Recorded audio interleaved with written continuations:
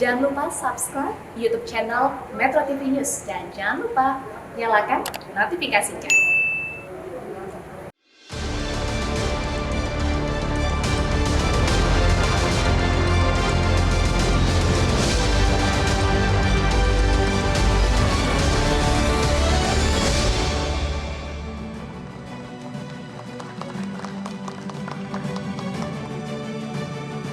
Selamat malam para pemirsa, ketemu lagi di Hot Room dengan saya, Hotman Paris.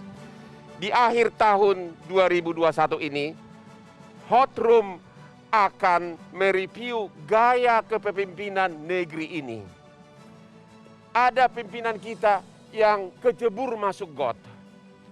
Ada yang mejeng berfoto di bak sampah. Ada yang nanam padi hujan-hujanan.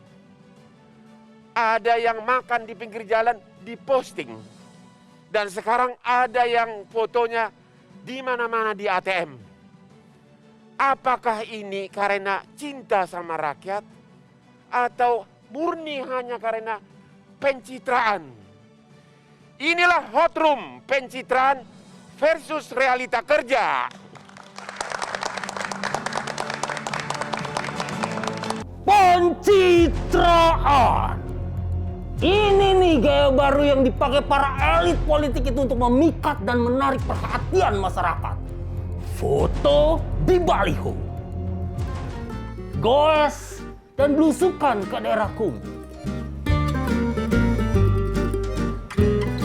Menanam padi saat hujan. Muncul di berbagai mesin ATM. Hingga berfoto di lokasi bencana. Semua ini dilakukan demi meraih simpati rakyat. Norak. Mr. Ius jadi bertanya-tanya, ada apa ya di balik pencitraan semua ini? Apa kalian sengaja show off kalau kalian kerja? Kalau kalian itu aktif, kreatif, dan responsif, begitu? Atau jangan-jangan ada maksud terselubung di balik itu semua? Wahai bapak-bapak dan ibu-ibu pemimpin negeri ini, kami semua tidak keberatan dengan tingkah pola kalian yang mejeng sana sini. Asal tugas dan tanggung jawab kalian semua bisa terlaksana dengan baik. Jangan kalian asik sendiri dan melupakan kami semua dalam berjibaku melawan pandemi. Ingat, kami semua mendukung kalian yang bekerja nyata dan bukan sekedar tebar pesona.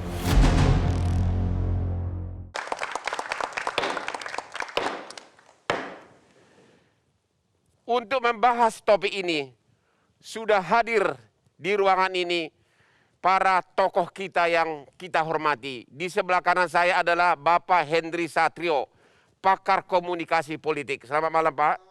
Malam Pak, apa kabar? Yang kedua yang sangat Bapak kita yang berbobot, Bapak Ray Rangkuti, Direktur Lingkar Madani Indonesia. Selamat malam Pak. Selamat malam Bang. Yang ketiga Bapak Ipang, maunya dipanggil Pak Ipang ya, yaitu Direktur Foxpol Center. Malam Bang Hotman. Yang terakhir, Bapak kita yang sangat antik tapi berbobot, Bapak Sujiwo Tejo, budayawan. Oke, sebelum kita membahas lebih lanjut, mari kita lihat dulu video. Apakah ini pencitraan atau memang kegiatan sebenarnya? Mari kita lihat cuplikan video berikut ini.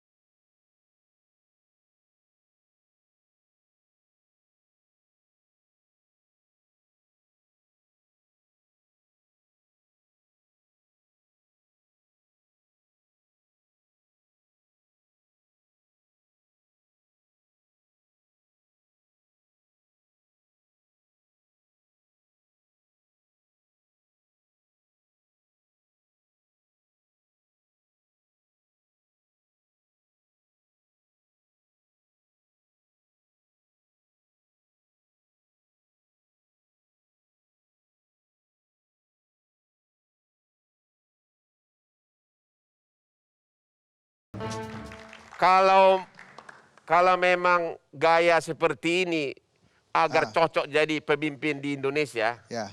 berarti nggak ada tempat lagi gaya seperti Hotman Paris ya. Benar-benar nggak bisa lagi nih ya. Ya. Benar. Apakah memang, saya mau tanya kepada Pak Hendri Satrio, ini memang adalah atas saran dari konsultan politiknya atau memang apa ini yang terjadi nih? Ini memang tuntutan politikus atau memang apa adanya cinta rakyat atau apa? Jadi gini, Bang Hotman, kalau apakah itu diarahkan atau tidak, Ya. itu nanti konsultan politiknya aja yang jawab. Ya, Tapi mereka ada tujuannya.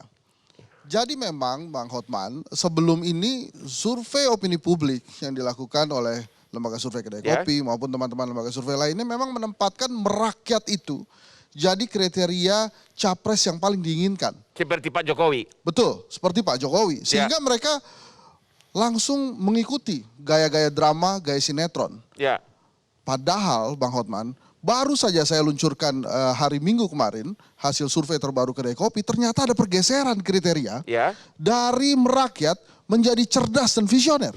ya. Jadi hati-hati kalau kemudian para pemimpin-pemimpin kita ini terlalu terjebak dengan drama-drama sinetron itu. Ya. Nah buat kita masyarakat Indonesia sebetulnya kan mudah menentukan pemimpin yang baik untuk kita pilih nantinya siapa. Para kepala daerah misalnya, lihat saja. Anda yang berada di Jawa Tengah, lihat apa yang terjadi di Jawa Tengah saat ini. Kalau Anda pilih gubernur Anda sebagai presiden nantinya, ya Indonesia akan seperti Jawa Tengah. Jawa Barat akan seperti Indonesia akan seperti Jawa Barat. Emang kenapa Jawa Tengah? Ya seperti yang ada saat ini gitu Ya, kan. itu apa itu? Nah saya kan bukan orang Jawa Tengah, Ya. tapi kalau ada pembangunan silakan disyukuri, kalau belum ada ya silakan diminta sesuai dengan janjinya. Nah tapi buat anda termasuk kita Bang Hotman yang berada di Jakarta, bertanya Indonesia akan seperti apa? Ya lihat aja Jakarta. Jadi menurut Bapak, sekarang ini mana yang perlu gaya merakyat atau kalau misalnya tiba-tiba ada seorang tokoh, dia pengusaha sukses, Ya. kaya raya, Ya. ahli pasar modal, dia mau jadi capres, itu tetap nggak tepat. Dia naik Lamborghini, pakai berlian, tapi memang dia pintar, idenya bagus, bisa menciptakan lapangan kerja. Nah. Tetap itu nggak bisa. Ini menarik. Ya. Saya pindah sedikit dari hasil penelitian disertasi saya. Pengalaman bisnis seperti itu Ya. adalah satu-satunya variabel yang bisa langsung loncat memiliki karir politik bagus karena dia punya uang. Contohnya Pak Erik misalnya. Pak Erik, Pak Sandi, Bang Hotman gitu ya. Kalau saya kan dosen Bang, masih Ya. jauh dibandingkan Abang. Tapi kalau kita lihat hasil kriteria capres terakhir yang diminati harus cerdas. Nah ini sekarang tinggal berlomba-lomba nih mereka. Kalaupun harus pencitraan yang cerdas. Kalau saat ini hanya baru muncul di ATM, mungkin nanti sama Sebentar, orang. sebentar, sebentar. Gimana? Kalau seperti yang sana itu Pak Tejo, Ya. cocok nggak jadi pimpinan? Cocok Bang. Kenapa? Dia bisa apa coba? Pimpinan Asosiasi Budayawan Indonesia. Pak Tejo gimana? Coba saya mau tanya Pak Tejo. Calon yang cocok jadi pimpinan adalah seperti saya. Tuh lihat tuh, sepatunya aja 80 juta. Atau seperti Bapak. Jasnya, Atau ya. merakyat tadi, pura-pura makan di pinggir jalan, pegang tanah-tanah. Coba, tadi Ibu Menteri Sosial pegang tanah-tanah bencana. Terus apa gunanya pegang tanah? Memang itu apa gunanya untuk rakyat pegang tanah bencana? Coba. Jadi Sudahlah, Bapak, kita ya. Presiden Bu Risma tadi pegang tanah gitu untuk memberi waktu kepada alat-alat berat untuk istirahat. Skop. Selama ini kita terlalu ayo Mbak Puan ngasih contoh bahwa nanam padi itu kan mundur. Ya. Jadi supaya jadi pejabat juga bisa mundur gitu loh. Tapi jalannya aja tadi susah di sawah. Ya nggak apa-apa itu belajar kan, belajar nanam padi. Nggak apa-apa. Jadi Pak Ganjar ngasih contoh bahwa makan mie instan itu sekali-sekali saja. Oh, gitu loh, begitu. jangan tiap hari. Nah, makanya masih ada tempat untuk Bang Hotman. Jadi yang mana cocok sekarang ini kalau tadi beliau mengatakan sudah terjadi pergeseran dari cinta rakyat merakyat udah mulai berubah ke cerdas. Berarti visioner. saya setuju Ya. Mas Hendri. Jadi yang ditangkap dari Pak Jokowi itu jangan merakyatnya. Tapi Ya. cerdasnya, karena itu dari Kedai Kopi survei begitu. Sama halnya waktu seperti Arswendo Atmowiloto, Ya. kemana-mana pakai sandal jepit. Kalau niru sandal jepitnya salah, tapi produktifnya dia bikin banyak novel. Nah Pak Jokowi tiru cerdasnya. Aku setuju. Jangan ditiru rakyatnya. Minimal harus secerdas Pak Jokowi. Iya. Gitu. Nah sekarang Pak Hotman, Ya. Mas Hotman, diskusinya adalah pemimpin yang merakyat atau pemimpin rakyat. Karena merakyat dan rakyat itu beda, Pak. Jadi yang mana Bapak pilih? Saya nggak tahu, terserah. Lagu Romai Rama itu lagu rakyat apa lagu merakyat? Ayo kita diskusikan. Oke, Yuk. kita akan bahas lagi sesudah rehat berikut ini.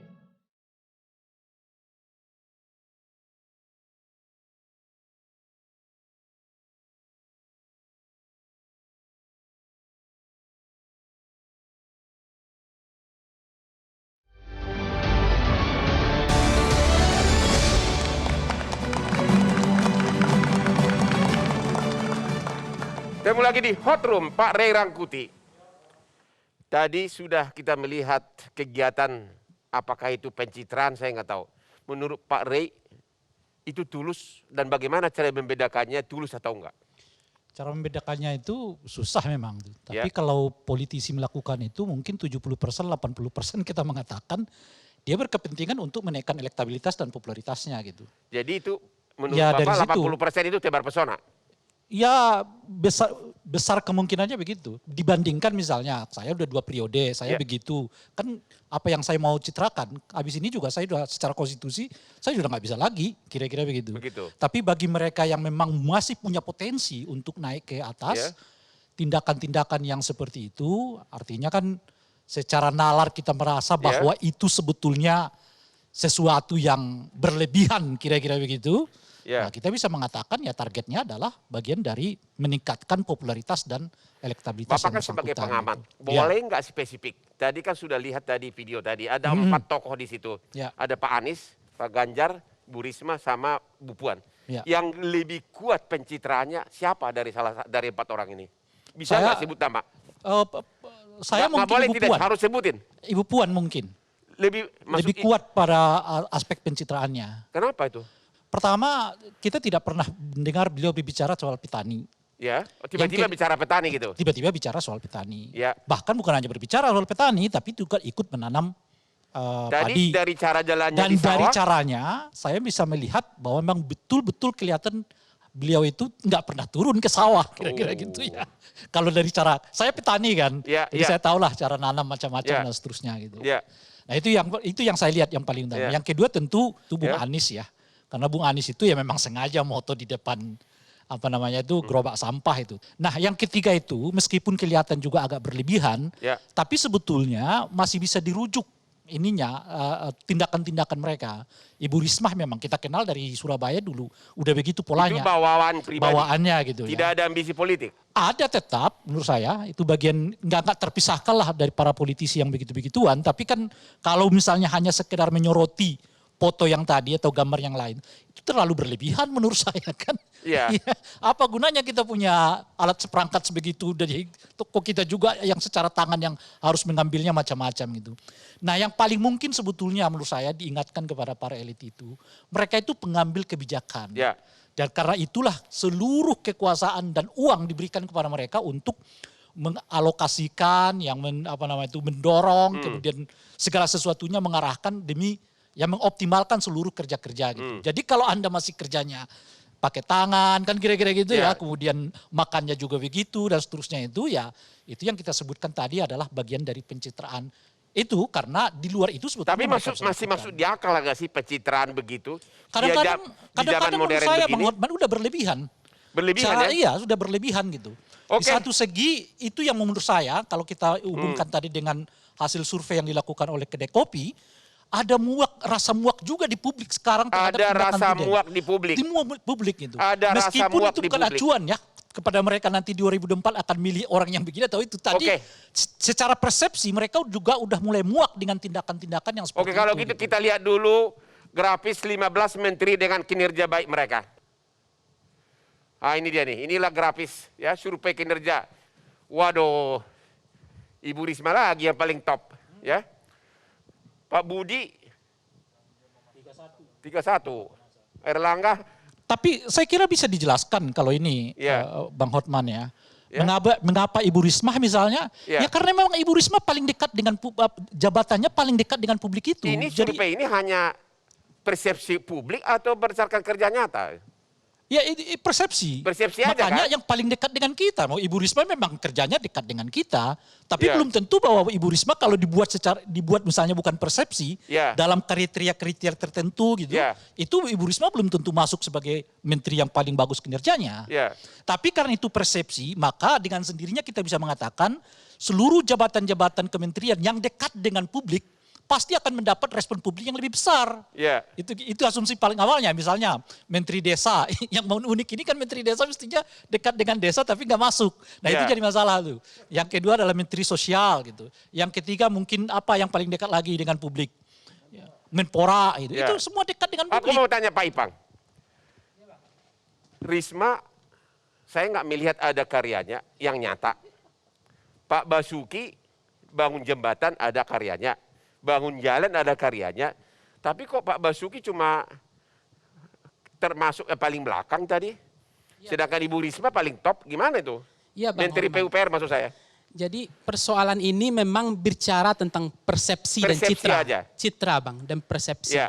Jadi memenangkan hati rakyat karena kita butuh elektoral, Ya. itu yang kemudian apa yang dikerjakan oleh menteri itu harus diketahui oleh publiknya, oleh masyarakatnya. Jadi dengan nangis-nangis Ibu Risma itu Itu udah dianggap cukup. kerja.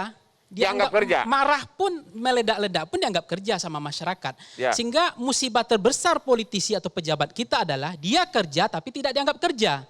Nah, pada kondisi yang ini, Pak Basuki ini kan dianggap kerja. Kerjanya Urutan dianggap ke-13 nyata. tapi. Ya, tapi kan kemudian dianggap oleh publik di hasil survei Voxpol pun nggak masuk top Ya. of mind gitu. Bahkan Bu Risma masuk kementerian yang berkinerja baik. Ya. Ada 17%. Padahal Bu Risma baru loh ya dibandingkan Pak Ya, Basuki. ya, artinya benar. Pak Basuki itu udah 2 periode. Benar. Nah, ini yang kemudian memaksa Bang, dia sebetulnya tidak mau melakukan pencitraan misalnya. Tapi ketika bicara Pak Basuki, dia kerja ingin lihat hasil saja. Ya. Tidak ada sikap setelah itu. Tapi hasil surveinya, konsekuensinya, dia nggak masuk ke top of mind, nggak masuk.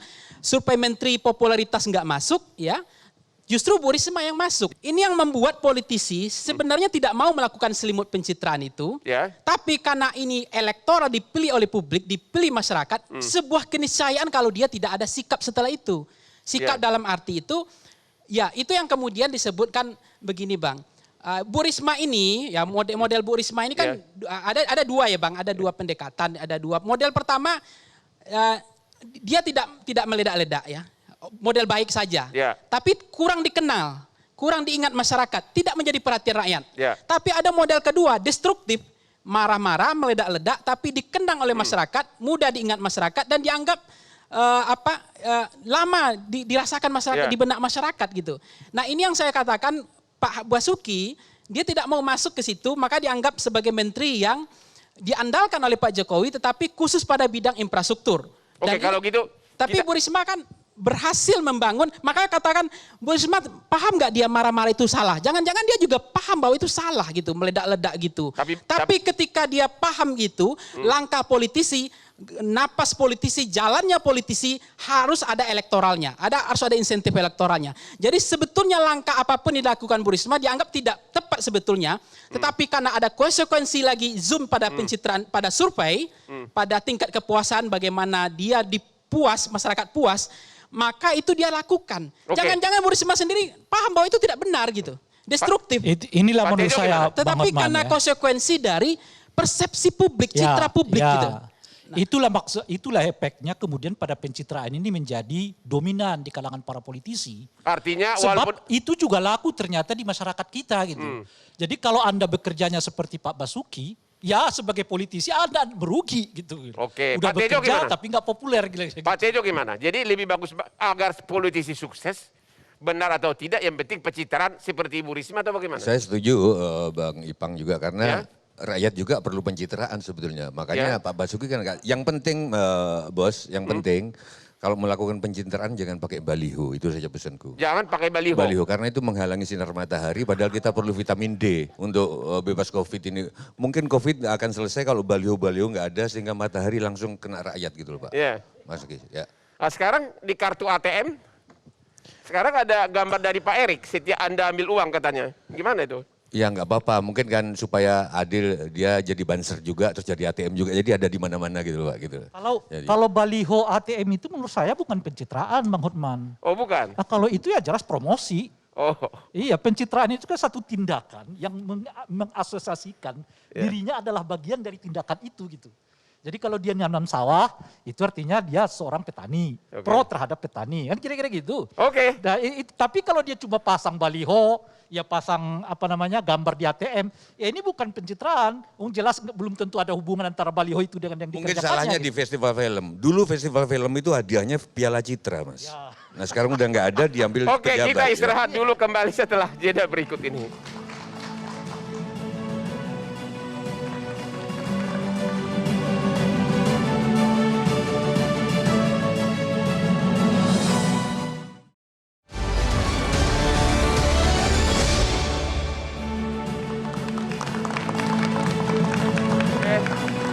Ketemu lagi di Hot Room. Bersama kita hadir juga di sini adik-adik kita mahasiswa hukum bisnis Universitas di Podomoro, ya, Podomoro Jakarta. Oke, selamat datang ya. Berikut ini akan kita lihat grafis perbandingan kinerja para kepala daerah berikut ini. Hasil survei dari kedai kopi yang motornya adalah Pak Henry Satrio. Coba lihat nih, Pak Anies, waduh. Transportasi umum, juaranya Pak Anies. Ada apa nih, Pak Henry? Oke, pendidikan, Pak Anies lagi. Ya, Pak Anies lagi. Pak Ganjar nomor 2. Waduh, kopi, Pak Anies lagi juara.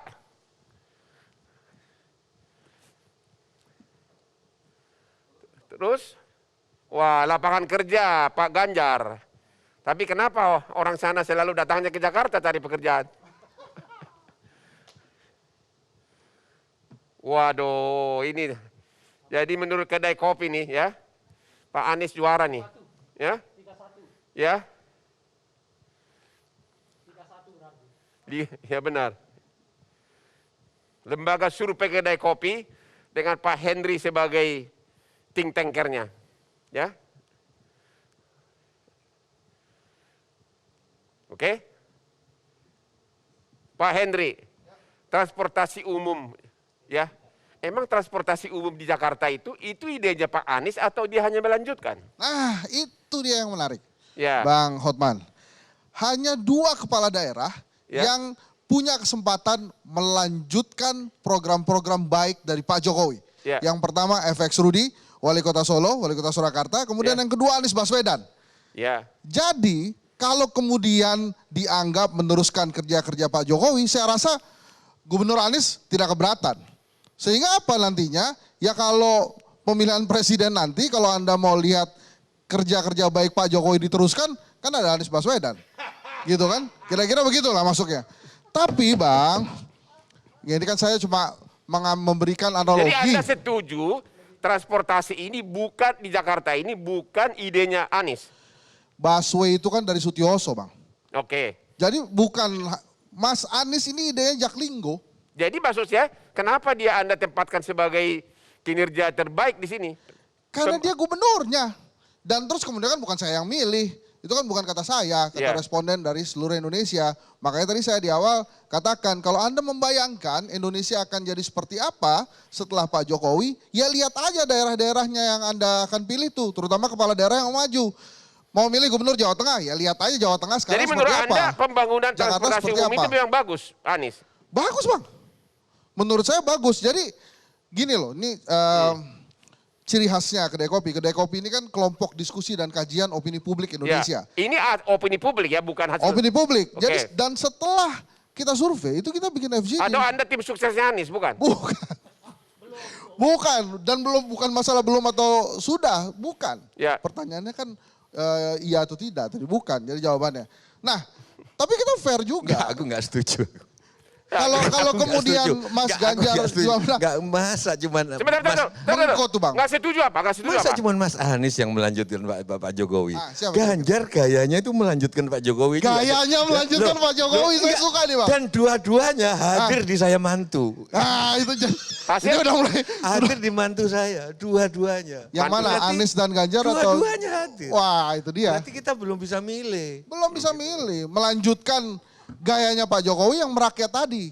Makanya saya setuju. Jadi Ini kan ada menurut Anda pergeseran nih. ini yang benar yang mana nih? Yang mana yang Ini benar nggak ini bahwa... Oh iya ini- benar dong. Betul. Betul. Oke, kalau gitu kita lanjut pendidikan. Tadi kan Anda bilang dia juga number one kinerja terbaik dalam bidang pendidikan. Apa yang menonjol dari Pak Anies? Mas Anies itu memberikan banyak, ini menurut FGD ya, bukan Ya. kata saya. Dia memberikan banyak akses kepada masyarakat Jakarta di pendidikan. Dan kemudian Bang Hotman jangan lupa, walaupun yang dimunculkan Mas Anies, tadi kan sebetulnya ada kinerja gubernur-gubernur yang lain gitu ya. Ada Ganjar, ada Mas Emil, tapi memang menurut responden Pak Jokowi, kinerja Pak Ganjar, kinerja Pak Ridwan Kamil di pendidikan itu masih kalah baik dari Mas Anies gitu. Apa yang menonjol dari Pak Anies? Makanya dia sebagai juara. Kalau menurut responden, kalau setelah kita survei kemudian kita buat FGD, itu menurut dia akses pendidikannya luar biasa, bagus. Misalnya apa? Siapapun bisa menjadi pelajar di Jakarta, tidak ada kesulitan untuk itu. Nah kemudian yang menarik adalah yang Berapa dikasih modal untuk survei ini? nggak ada Bang, ini bukan dimodalin Anies Baswedan. Siapa yang modalin? Ini tidak ada yang modalin, ada. Jadi gini sistemnya para lembaga survei itu pasti ada yang pesan. Oh, begitu. Karena kalau nggak ada yang pesan pun, ya ini kan mahal surveinya Bang. Oh. Nggak. Jadi siapa dong? Ada yang terselubung Bang. Jadi Anda mengakui sekarang memang ada Kalau- dana apresiasi Kalau dari menurut Pak Anies. saya, Oh bukan, Bang nggak Hotman, ada. Kedai kopi ini ada memang biaya yang dikeluarkan oleh kedai kopi tapi tidak banyak. Jadi kalau ada lembaga survei bilang, ini saya biayai sendiri, itu luar biasa tajir dan kaya itu. Dan saya Jadi tahu dari hanya, mana dana Anda sampai bisa menggolkan Anies jadi juara? oh ada sponsornya. Bukan menggolkan Anies, itu bukan kata saya. Itu kata respondennya gitu. Dan kalau dari hasil survei semuanya, yang unggul itu Pak Prabowo loh.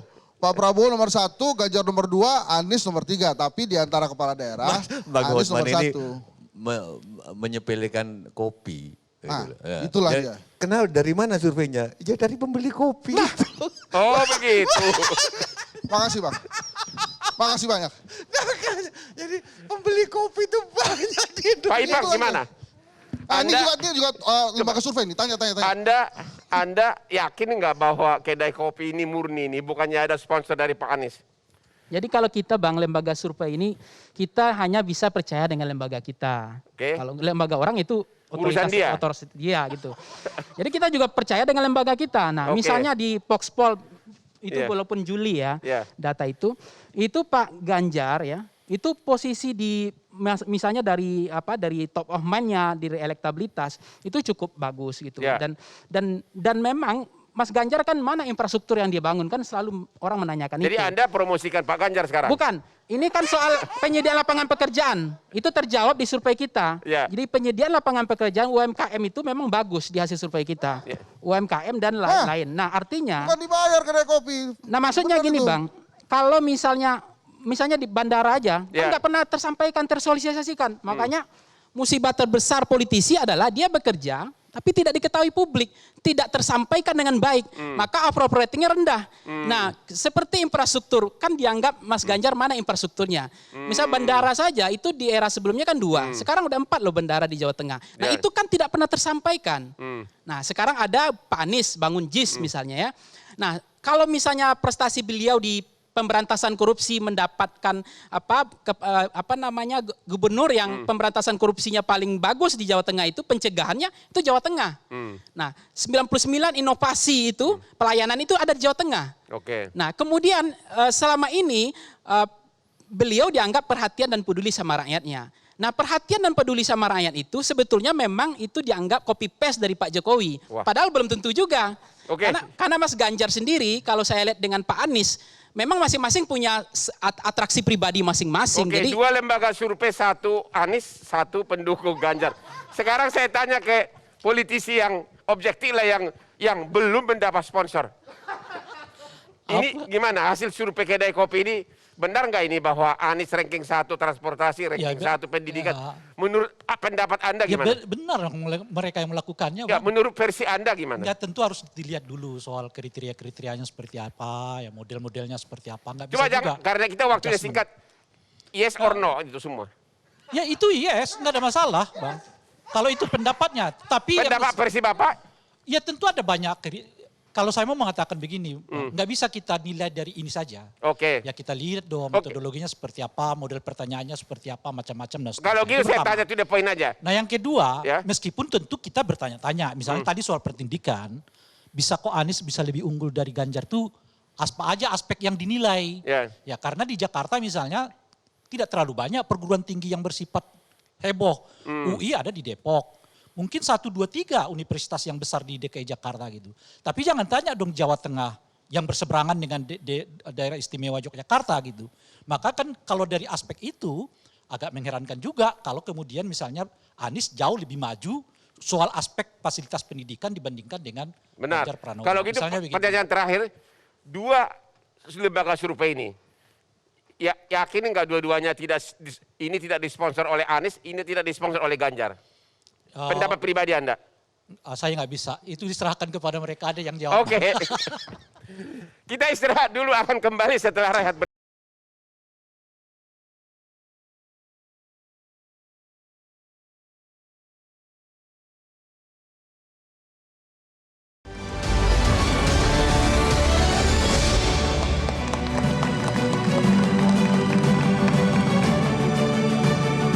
Oke, kita tiba kepada segmen kesimpulan dan kali ini saya akan bertanya yang isinya berupa pertanyaan yang sangat to the point dan tolong dijawab singkat agar bisa dijawab oleh semua.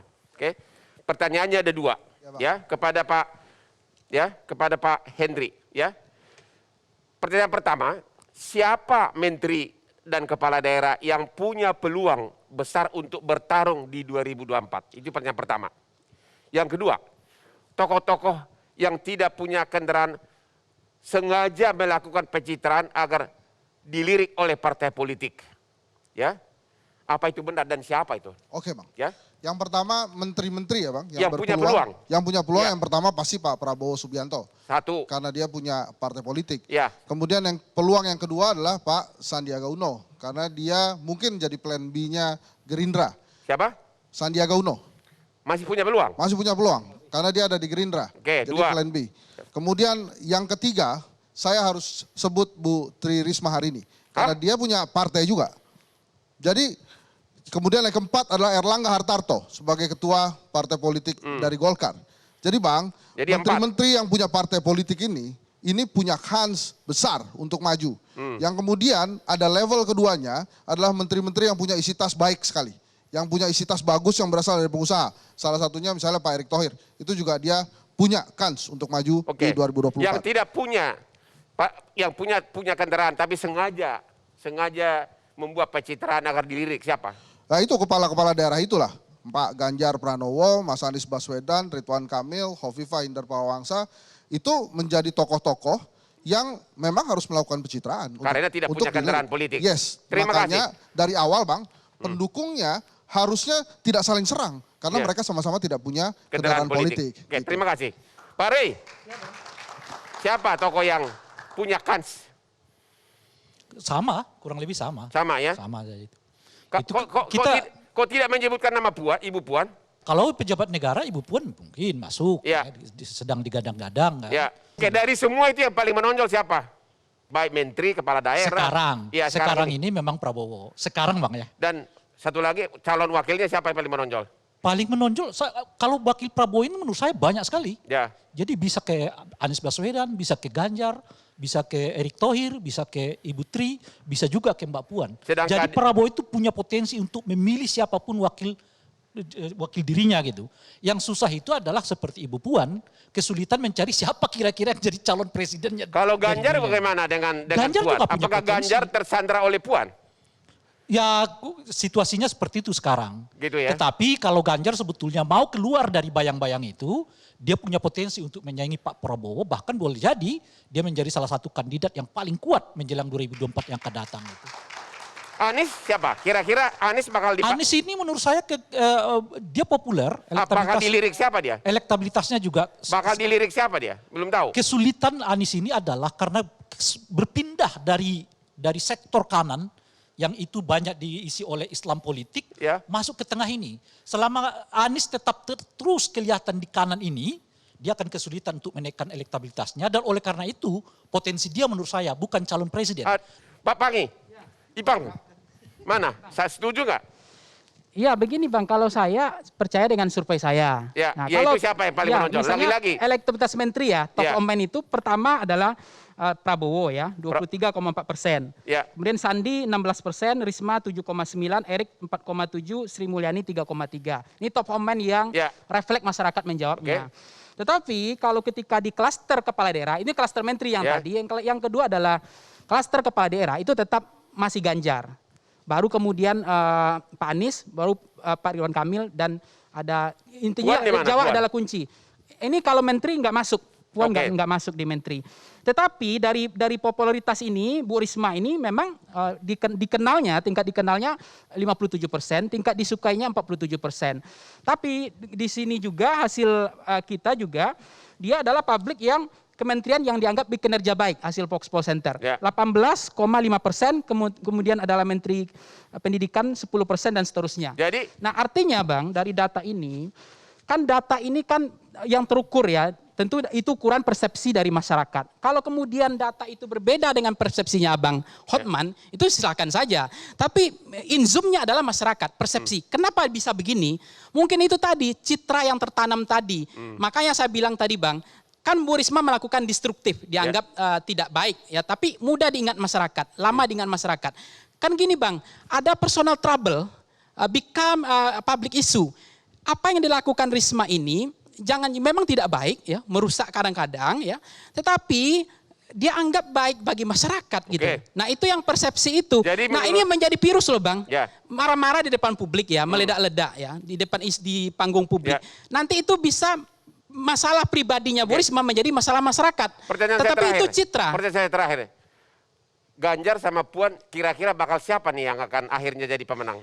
Kalau Ganjar sama Puan, ini kan soal bagaimana Mas Ganjar. Pendapat Anda kira-kira, perkiraan Anda. Tolong jawab singkat. Ganjar. Tapi Mas Ganjar lebih berat memenangkan partai ketimbang memenangkan opini rakyat, populisme rakyat. Oke, terima Itu kasih. yang menjadi masalah.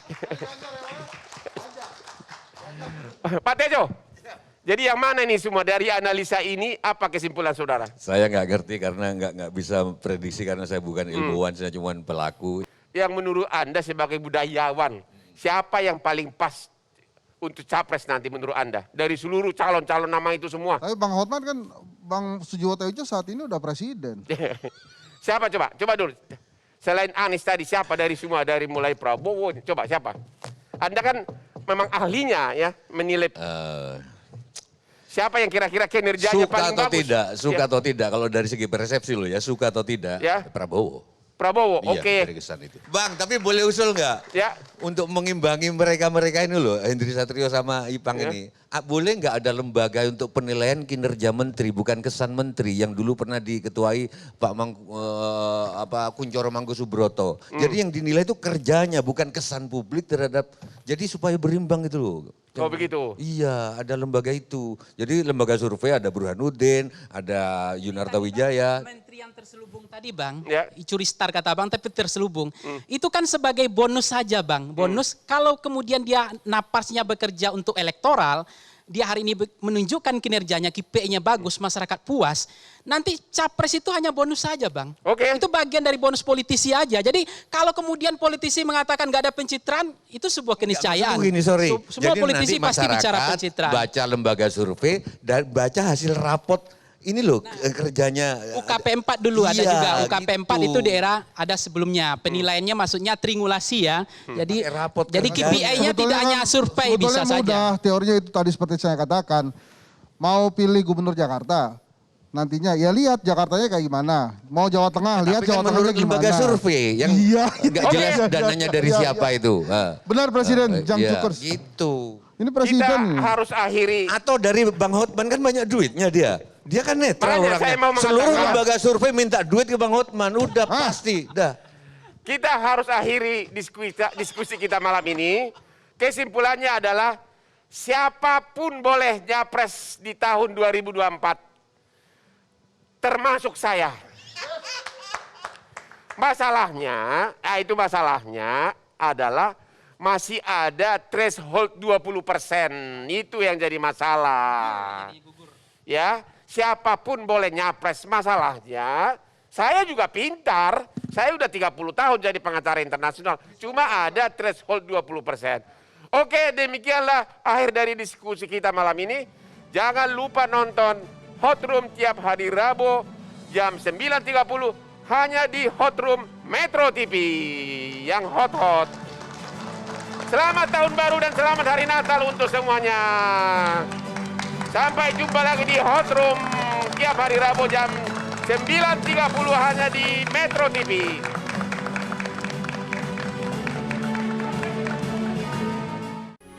Metro TV,